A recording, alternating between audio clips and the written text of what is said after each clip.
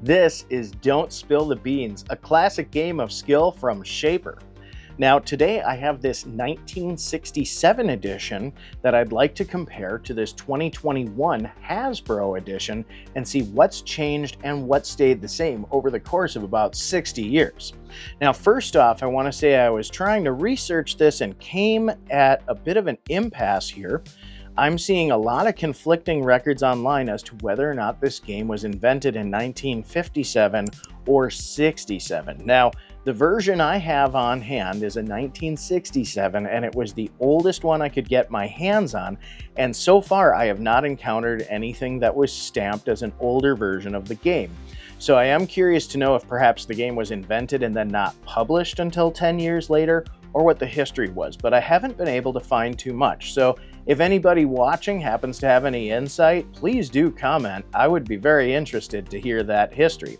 But anyways, today we've got this 1967 Schaper edition of the game. We're going to compare it to this 2021 Hasbro and see all of the differences, because right away we can see there are plenty. So let's dive right in, starting with the box art. Now this is classic for Schaper. I recently reviewed Don't Break the Ice, and the art looks very similar as far as showing the kids enjoying the game.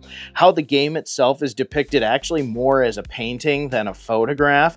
And this titling here, the text that they chose, the font, it screams 1967. I love it. This is definitely a really nice throwback vintage package with plenty of space for storage. Now the back of the box is blank, and this does have a lift off top. Inside there's a cardboard organizer to hold the little trays for your beans, your kettle, and your base. Now the beans themselves store in the kettle. This little plastic plate here that they rest on during gameplay twists and pops out so you can drop them in. So the box does show what looks like a drawstring bag labeled beans on the front. I don't know if that actually was included, be it that in this version I didn't see it, and like I said, the instructions suggest that storage of the beans should be in the kettle.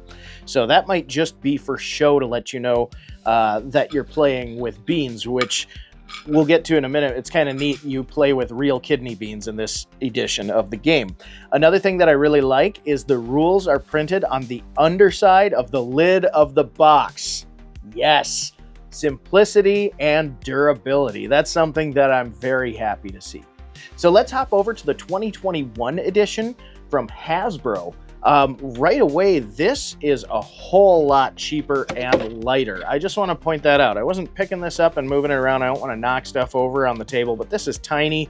And I gotta say, when I received this, it was already kind of crushed because this is some flimsy packaging right here. The bottom I actually had to glue back together because the light glue on here had popped open. So I'm gonna go ahead and say, right out of the gate, given the condition that I got this in, as a storage solution, not great. However, that being said, the art on the front is really nice and eye-catching. I really like the cartoon depiction of the jar now instead of a kettle, holding what appear to be jelly beans instead of beans.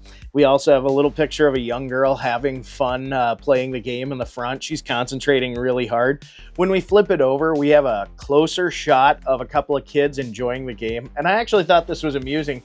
I recognize this little boy from the Cootie game, which is another classic Schaper game that Hasbro has been making. So that was kind of neat. He looks like he's absolutely having the time of his life, so good for him. I'm willing to bet we're going to see him on some other game boxes as well going forward. However, I did have a good laugh at this young girl's expression because she has a sort of look of shock. I don't know. It's like when you're being polite, like if you're at a dinner party, you just took a mouthful of something and said, "Wow, this is really good. What is it?" And they say, "Oh, it's haggis. Do you know what's in haggis?" And they've never heard of what's in haggis before. That's I think the expression is hilarious. It reminds me of that meme. What is it? Hide the Pain, Harold, or whatever. Just great. But the kids still look like they're having a good time. It's classic board game fare. It is a flip top box, so this opens up kind of like a bad cereal box.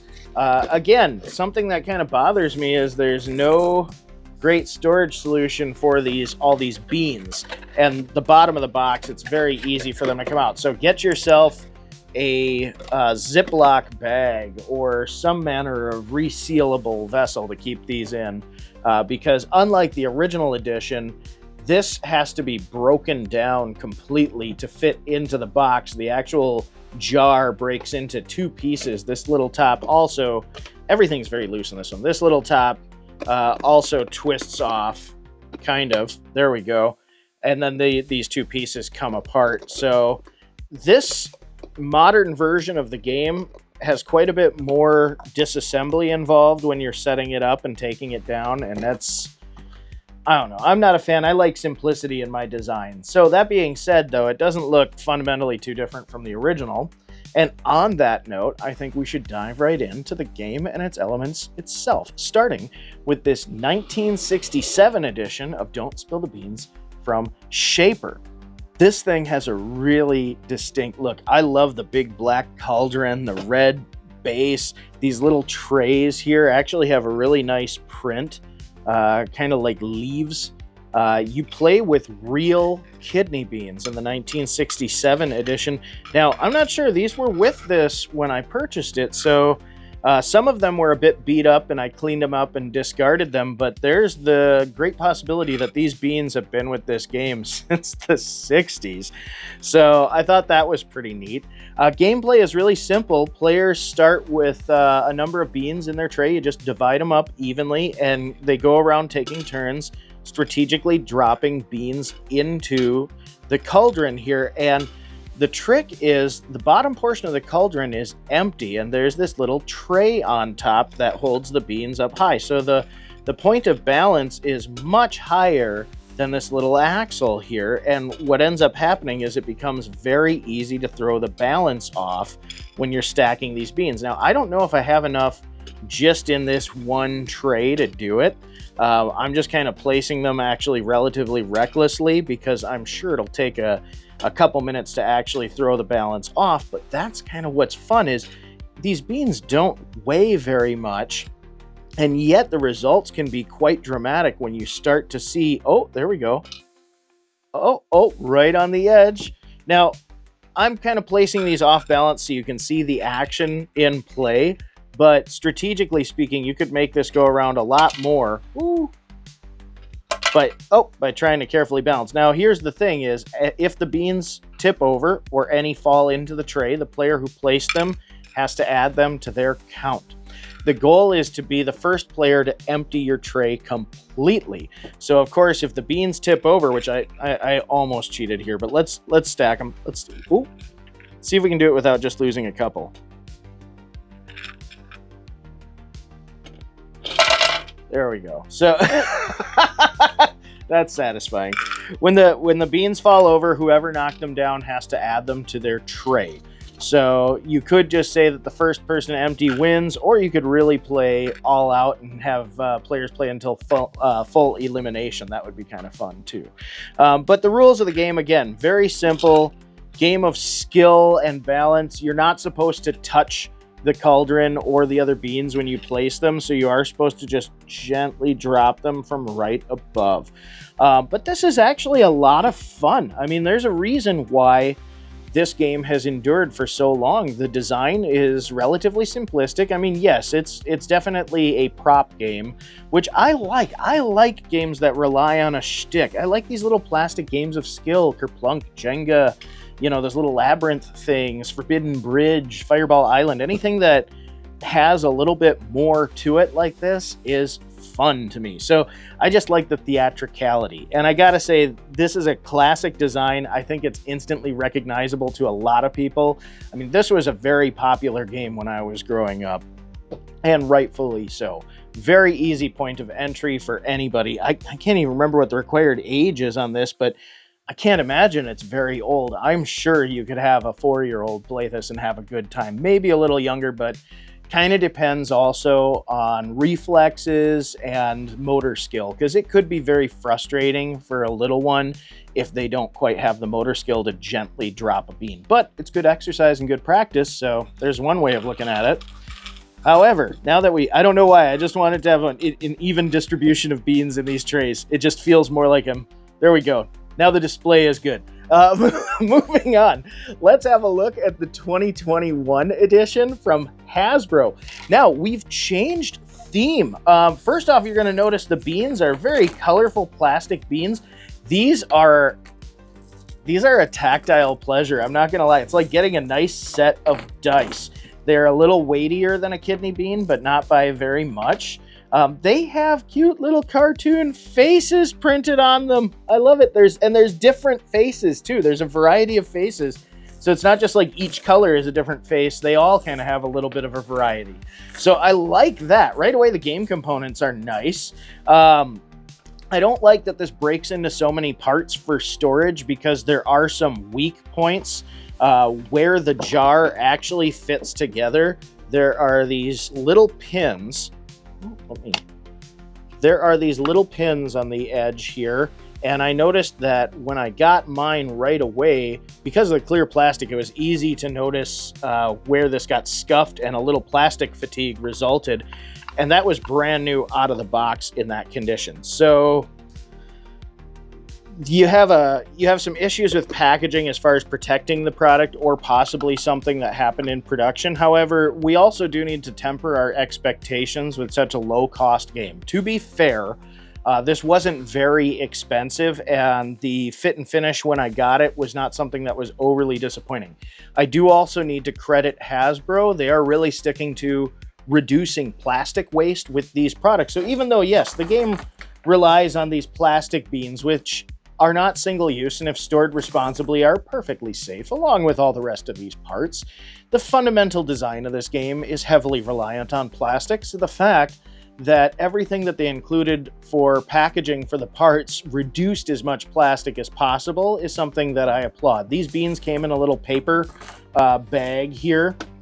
Otherwise, everything was loose. There was no extra plastic. So these scuffs that I'm complaining about, within reason, could have happened just bouncing around in the box. And frankly, I guess if my choice is to have this arrive in pristine condition, which does not necessarily affect the product performance, versus reducing the plastic waste by having every little part individually wrapped, I'm going to go ahead and take one for the team and say I'd rather have my product arrive with a small amount of scuff than contribute to a landfill. So, points to Hasbro. I just want to point that out. Even though I'm a little frustrated by some of the stuff with the delivery, even the cheap box, we're going to take the cheap boxes even in an attempt to be green here. So let's give credit where credit's due and be fair. If nothing else, we can be fair on this program. Now, obviously, I'm not going to leave you waiting here. Let's try this one out. What's interesting about this is they've opted for a glass jar and these colorful beans, which leads me to believe that the theme is less about boiling beans in a kettle and more about jelly beans in a jar, which, you know, I would say for a modern audience is probably a little bit more relatable. I'm willing to bet small children have encountered jars full of jelly beans more frequently than giant kettles full of kidney beans, especially like a cauldron like that. So, you know, I can understand adjusting for a modern audience in that regard. And still, I think the aesthetic is fun. It's interesting that now they've added a small amount of... Oh, wow! There. See, that didn't take very much. Compared to how many beans I have, that really didn't take too much. I was going to say I kind of enjoy the personification of the jar. The beans having little faces, but also the jar having a cartoony face. Sometimes they add personification in games that's a little freaky. Like I recently, and we'll have a look here soon at Operation, but I recently looked at a modern version of Operation, and the ailments that Cavity Sam has now have faces on them. So now when you're removing, like, say, a funny bone, it's a bone with a laughing face on it, which I found a bit unnerving, but at the same time, they're trying to add a certain level of cartooniness.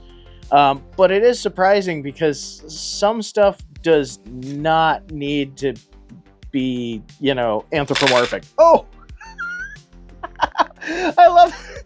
Just kind of, it was off balance enough, it slowly tips. You know, that's what I like about both of these games here. The design is very similar, they play very similar, you're just looking at modern technology catching up. So before, actually, I don't want to miss myself here. I know I mentioned the instructions were printed on the underside of this box, but before we go further, I normally cover the rule books. So the instructions, underside of the lid of the 1967 edition, awesome. This pleases the couch. The 2021 edition actually comes with a sturdy, this is a heavier paper. This is nice. It's not quite a cardstock, but this is definitely like a nice 100-pound sealed paper, full bleed print. It's not saddle stitch because the rules are not that complex, so it's just a fold over. They've got simple assembly instructions, which include applying the stickers, which I loathe applying stickers to things because I'm terrible at it. So let's be fair. It's not just that I hate putting stickers on dice. It's that I hate putting stickers on everything. But the stickers are neat, and I like their effect. So that was cool. But they have assembly instructions, basic gameplay instructions. I love the little hint. The more beans there are, the more careful you need to be. You know, thank you, Captain Obvious, but he's just a jelly bean. He's doing his best. And then I like that they have instructions on how to put away the game that basically say, take it apart, dummy. Put it back in the box. As far as storage, like I said, these little plastic jelly beans that are very fun to handle came in like a little paper bag. Now the problem was it was taped shut, so when I was trying to open it up, it tore, and there was also a hole in mine when it arrived. So I couldn't reuse it as much as I'd like to. So I would advise get a resealable plastic bag or zipper pouch to keep these in, because you do have to disassemble this jar for storage, which is too bad, but I guess they're also trying to reduce shelf space, because I mean, look at the physical size difference there. That's a big difference. Just saying. However, I do like the luxurious feeling of having a nice caddy and organizer that the 1967 box provides. So I don't know. I'm partial to the 1967 setup. Now, let's talk turkey. What do we think? What do we think? Which one is better? I gotta say, gameplay-wise, both are fun. I actually thought it was amusing that you no longer have trays for your beans, but I don't think that that's something that you need. I think it's pretty easy to just divide up some handfuls of beans. You don't necessarily have to count them, but I suppose if somebody was really sensitive about it, you could. It seems in both games they provide more than enough. So realistically, you just split these and hand them off to your friends. That's good enough to play the game. And that's kind of how I felt with these kidney beans, because before you get, in this instance, and I don't know if this is the original amount of beans, you can always add more. In this instance, what I like is you expend just over 3/4 of the beans that I have with this game to get it to tip in most instances if you're playing with skilled players, which obviously with this one, since the beans are heavier, you expend fewer beans. But both of these have a certain level of uncertainty and drama. However, I will say something about having the clear jar that's not full, but with the beans balancing on top, aesthetically is not as pleasing to me as the big black cauldron with the beans boiling over. So there are some design things that I like more than others, depending on which model that you're getting. However, both of these are excellent for fun gameplay, wonderful for family game night. I think that given the price tag and everything, like I said, could the packaging have been better? Yes. The trade-off being environmentally friendly, given the quality of the product and the price of the product as is, sure, I've got some frustrations with fit and finish. At the same time, they didn't cut corners enough to make this feel cheap, cheesy, and like it's going to end up in a landfill. And that's one thing that I don't like, is when standards drop so much on a modern game that I feel like it will not stand the test of time, and that just purchasing it has contributed to waste.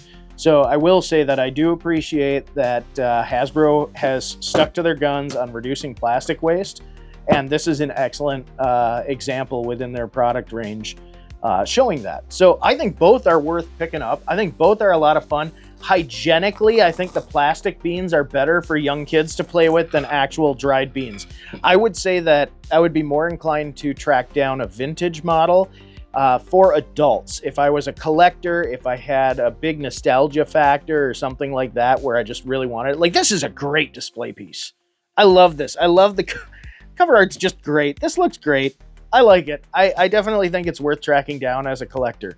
For practical gameplay purposes, there's no reason why you shouldn't pick up a modern edition. This is they're not reinventing the wheel here. These are just predominantly stylistic changes. And I do think that, like I said, these would be super easy, be it that they're plastic, to just throw into a colander and sanitize real quick and pack away. So if you have multiple kids playing these, you're worried about them, you know, getting grody, don't worry about it. These should be super easy to clean up and take care of. They're nice and solid. They're not going to go anywhere. So nice components. Nice job, Hasbro. I actually do like the new Don't Spill the Beans. It has some design trade-offs that I'm not so hot on, but they're nothing that harm the game. So I guess I'm going to put it to you. Now that you've seen both, what do you like? Do you like the original, or do you like the new version with the jelly beans? Comment below, let me know. Thanks for joining me, and I'll see you next time.